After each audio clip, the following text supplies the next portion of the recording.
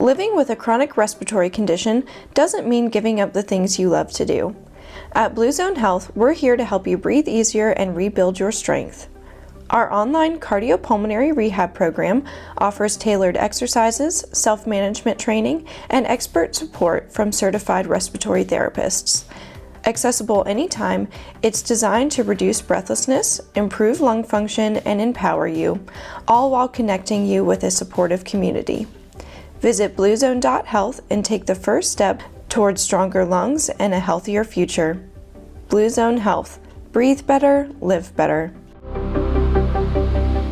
Hey everyone, and welcome back to the Cozy Lung Lounge. I'm here with Kelly, and today we're going to be talking about anxiety, panic, and breathlessness.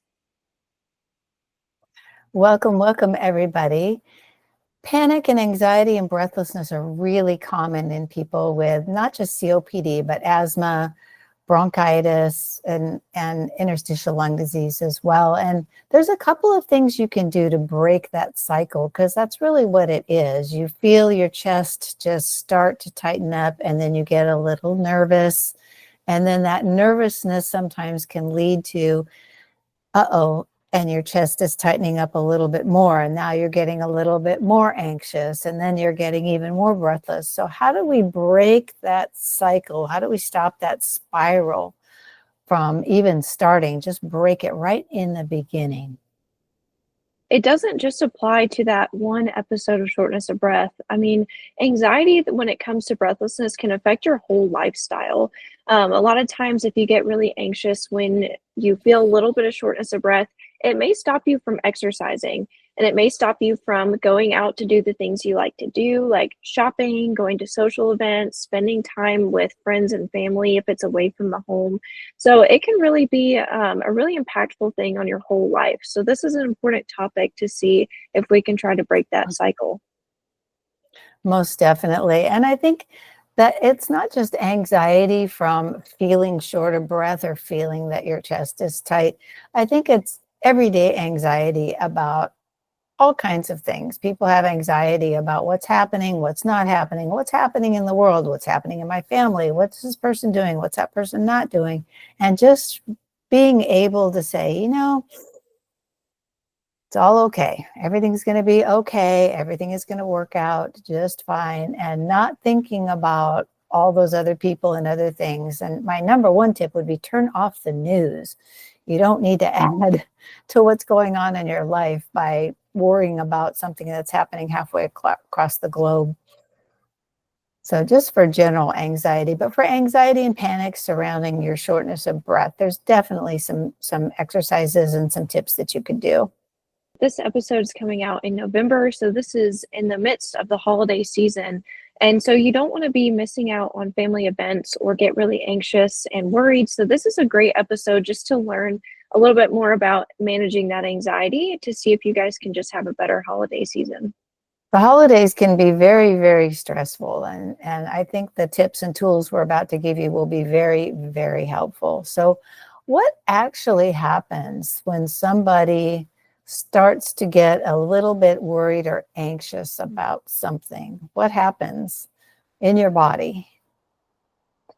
Well, a lot of times what happens is you enact your fight or flight. I'm sure if everybody has heard about that. And anxiety can increase your heart rate, it can increase your breathing rate and your blood pressure. And that's something that happens with that fight or flight nervous system response. Sometimes that can also lead to hyperventilation. And all of those things may start to make you feel a little bit more short of breath or a little bit more chest tightness as your heart is beating really fast. Maybe you're feeling those palpitations a little bit.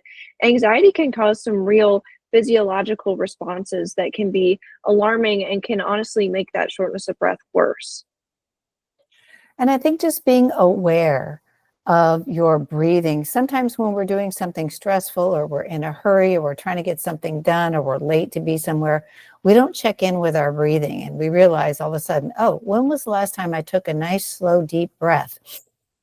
And we just have to pause and do it. So checking in and just being mindful, using a mindfulness technique. Maybe you set an alarm on your phone every hour on the hour. And when that alarm dings, you go, okay, 3 deep breaths. Nice and deep, nice and slow. Okay, there's my 3 deep breaths for the hour. And then go about your business calmly. That's one technique. Another mindfulness technique would be if you really find that, I'm a little further in my shortness of breath than I thought I would be, breathing retraining, some breathing techniques. One of those would be just to say to yourself, as you breathe in, I'm breathing in. And as you breathe out, I'm breathing out. And it becomes a very melodic, I'm breathing in, I'm breathing out.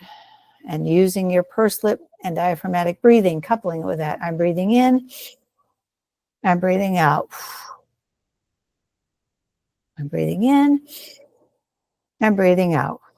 Maybe you need to do that 10 or 12 times, but that will usually help you break that circling the drain, if you will, or break that cycle of just getting more and more and more short of breath. And I know sometimes, like when I get really anxious, I have those heart palpitations and I can feel them physically. I can feel my heart rate go up. And for me, whether it's saying I'm breathing in and I'm breathing out, or kind of having like a mantra or a phrase, can be really helpful. Like sometimes what I do is just say, "You're okay." And then I take a big exhale. I'll breathe in and I'll say, "You're okay." Deep breath out. And that just helps me kind of relax and come back to myself. And that's just a simple phrase. So something little, just saying you're okay. Breathe in, you're all right, and breathe out. And something like that can be really helpful just to help you slow down, and prevent that cycle from going where you get more and more short of breath because you're getting anxious and it's just this spiral. And I think just recognizing what are some early signs before it's too late, before you've really got yourself worked up in a little tizzy. What are some of the early signs? Is it, for some people, they feel like their throat gets tight. For some people, they feel like their chest gets tight. For some people, they just feel like their neck and all their muscles are just really tight and they just kind of take a minute and do this. A really advanced technique I like is when you have one of those episodes, if you have a journal or a little notebook or something, try to go back when you've calmed down and taken your inhaler or whatever you need to do, sat down, done your breathing, is go back and go, okay, what was I doing when this happened? Or what was I thinking about? Who was I thinking about? What was I listening to? What was I watching? What was going on? What was triggering that? And a lot of times people say, I didn't realize this, but I was thinking of my son-in-law. And, he just upset me so much that, 2 years ago or some long time, and every time I think of him, that just sets them off. And so, okay, we have other techniques we can go into for dealing with that. But now you've made the connection. Every time I have to think about this person, it just makes me tighten up. Okay, so let's not think about that person, or let's change how we react to that person or the news or a situation, whatever it is, just making that connection between what set off your breathing that way. Absolutely. And one thing I heard you say was tighten up. That's something that I feel like a lot of people do when they get stressed. It's something I do when I get stressed. Sometimes I'll hold my breath, clench my jaw. I can feel my muscles tighten up. And the problem with that is if your chest muscles are tightened up, your shoulders are tightened up, you can't relax to take those big, deep breaths. So you may not even notice, but you're taking these shorter, more rapid breaths, and you're almost getting yourself into a state of hyperventilation because you're not able to relax your muscles enough to take a deep breath. And that can add just to that cycle. Even just stretching, even if you just feel things tighten up, even just taking a minute and doing the old, big yawn, one of these kind of stretches, and just opening up your chest and loosening up all the tense muscles that get so tight will help you just relax and take a couple of deep breaths. I like the idea of finding those calming techniques, like practicing breathing techniques. You can go through pursed lip breathing, box breathing, diaphragmatic breathing. And then there's also some just different grounding exercises. So like doing some stretching if you feel yourself getting tense, doing a body scan, which is just going through your body and finding that place of tension and helping yourself relieve it. There's lots of really great techniques, and it's pretty much just whatever works best for you. I think everybody's different and everybody likes their techniques in different ways. So just finding that calming technique or that one thing that really just helps you relax in that moment is good. Hi, I'm Kelly, a registered respiratory therapist with BluZone Health. Do you feel breathless much of the time? Are you unsure of how to manage your breathlessness? Is it keeping you from doing all the things that you would like to do? I'm here to help you learn to work with your healthcare team to come up with a plan that will work for you. There are lots of tools, tips, and tricks and breathing exercises that you can do now that will help you breathe easier and more effectively. I look forward to joining you on this journey and empowering you to breathe better.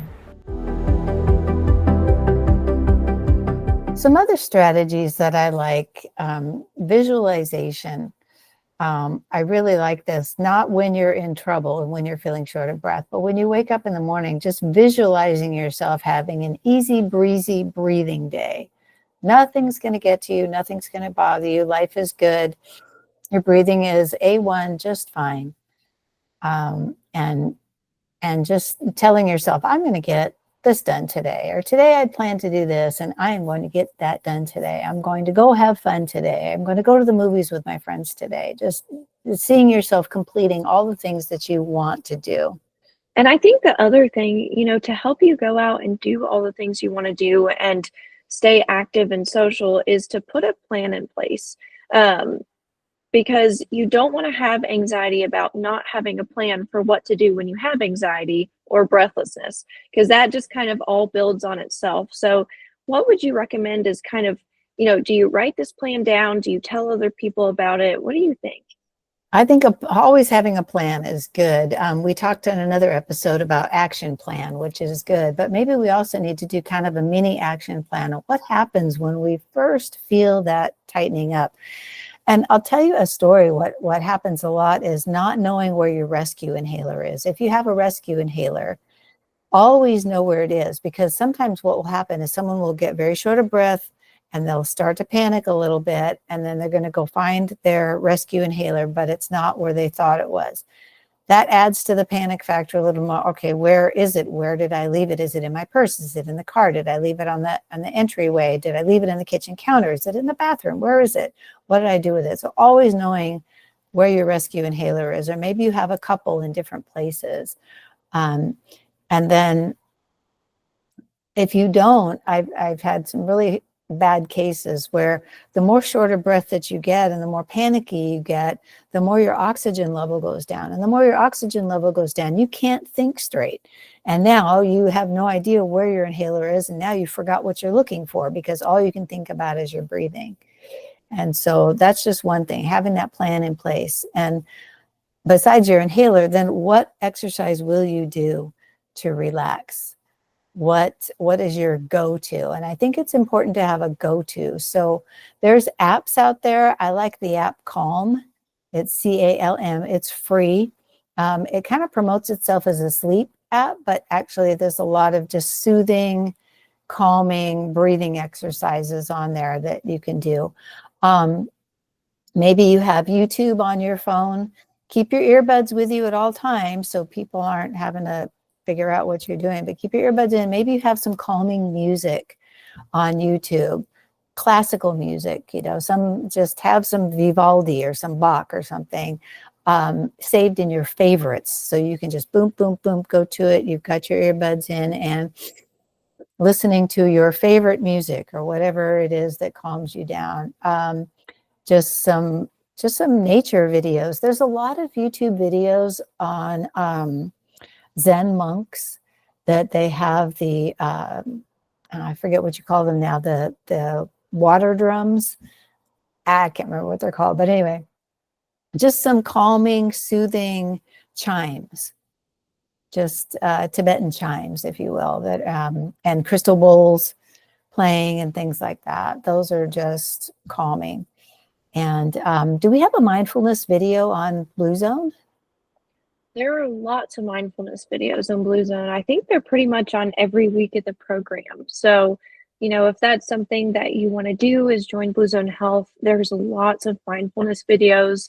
And I think it pretty much has just beautiful scenes playing in the background, with just a really soothing voice talking you through some mindfulness practices. So that would be another really great one. I think it just depends on the person as to what they enjoy. If you have the luxury of having an outdoor space near you, even if it's just going outside on the porch, if it's good weather and just taking that deep breath, you've got those nature sounds naturally, you've got a beautiful view, and that may really help you relax and just kind of take the breath that you need.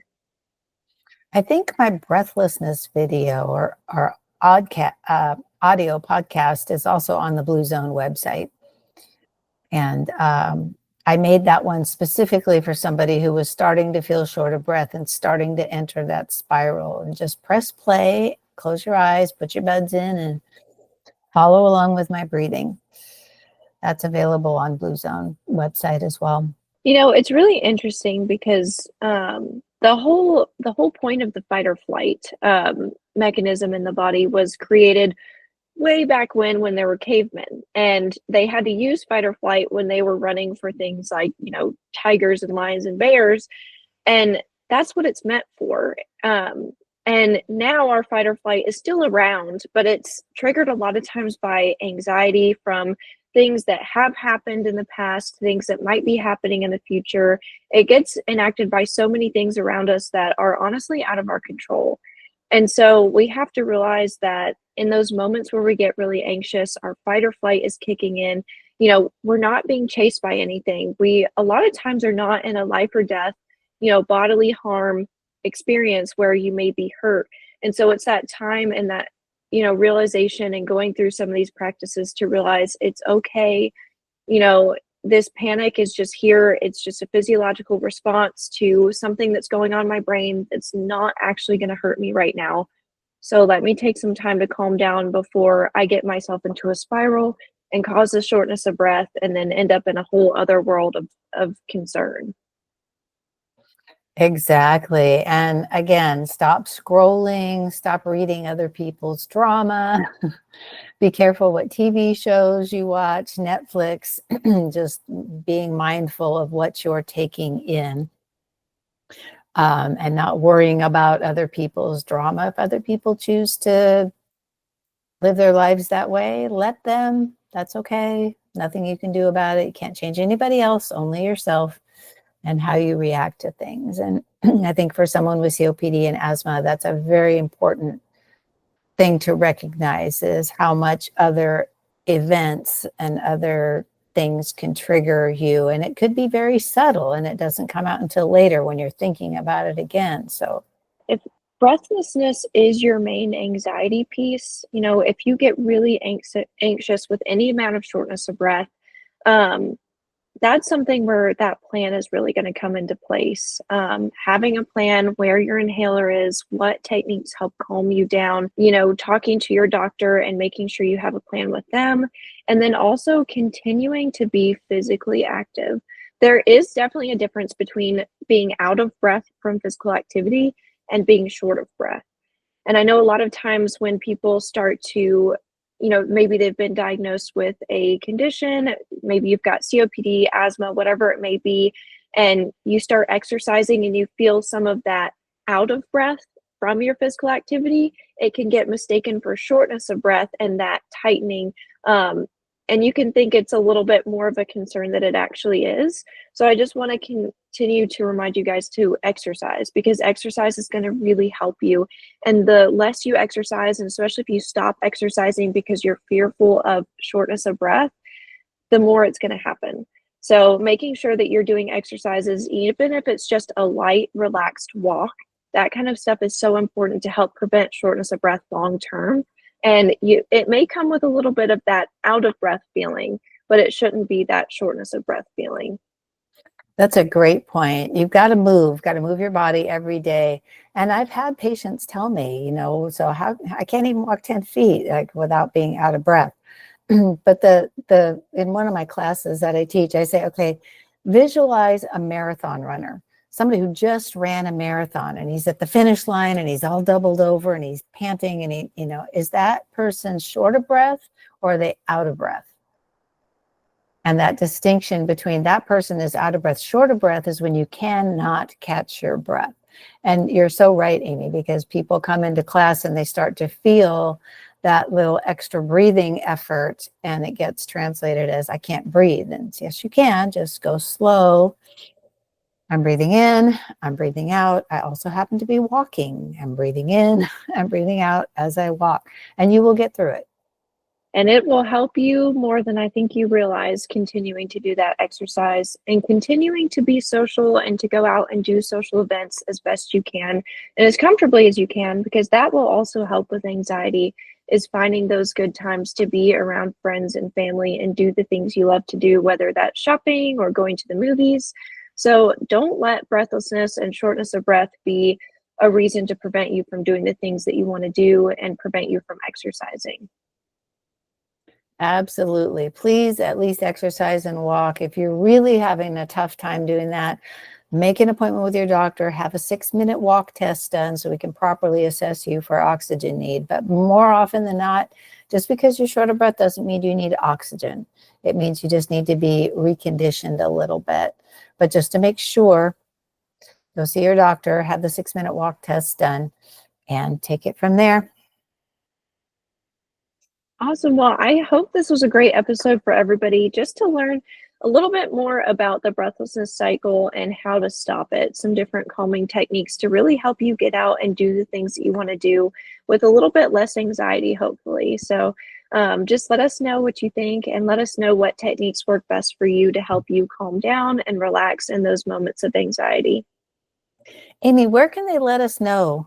Is it on the BluZone website? Are they better off on the Facebook page? Where can they chat with us?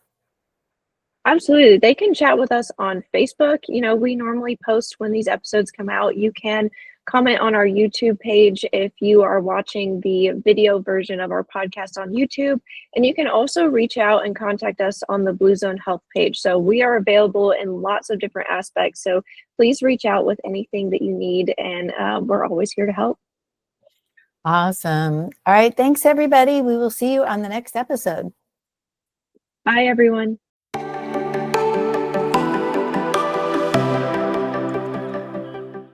Hi, friends. This episode of the Cozy Lung Lounge is brought to you by Hootenanny Joy, where your health and wellness take center stage.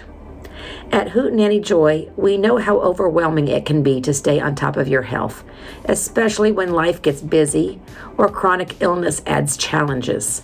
That's why we've created self-study programs designed to meet you right where you are.